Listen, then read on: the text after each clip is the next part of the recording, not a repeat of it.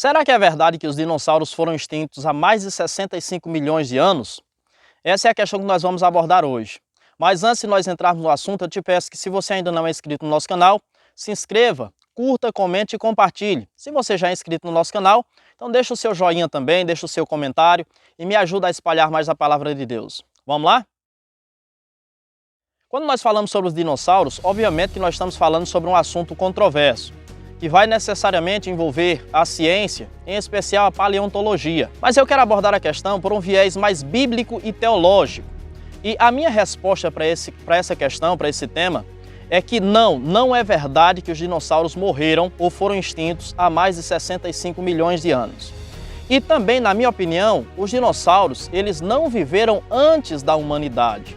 Os dinossauros necessariamente eles tiveram que conviver com o ser humano. E nós temos evidências científicas e históricas com relação a isso. Eu sugiro a você que, por exemplo, pesquise sobre pinturas rupestres e você saberá que, de fato, você terá essa constatação que, de fato, os dinossauros eles conviveram com o ser humano. Mas, de fato, no que eu baseio a minha opinião para dizer que os dinossauros eles não viveram antes da humanidade? A minha base está em Romanos capítulo 5, versículo 12. Observe o que diz o texto.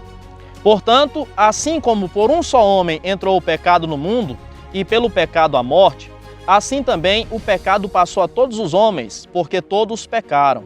Então, por uma questão básica de teologia, nós constatamos que é impossível que os dinossauros eles tenham existido antes do ser humano. Necessariamente, eles tiveram que conviver com os seres humanos. Por quê? Porque o texto de Romanos 5,12 deixa claro que com o homem veio o pecado e com o pecado veio a morte. Então, antes do pecado não existia morte. Como podem os dinossauros terem sido extintos há mais de 65 milhões de anos, sendo que antes do homem não existia morte? Então fica para você mais esse argumento bíblico e teológico que, de fato, os dinossauros eles não são tão antigos quanto a ciência ou a pseudociência tenta provar para você. Se você concorda comigo, deixa o seu comentário aí. Se você não concorda, fique à vontade para também discordar nos comentários. Se você gostou do conteúdo, curta, comente e compartilhe. E até a próxima, em nome de Jesus.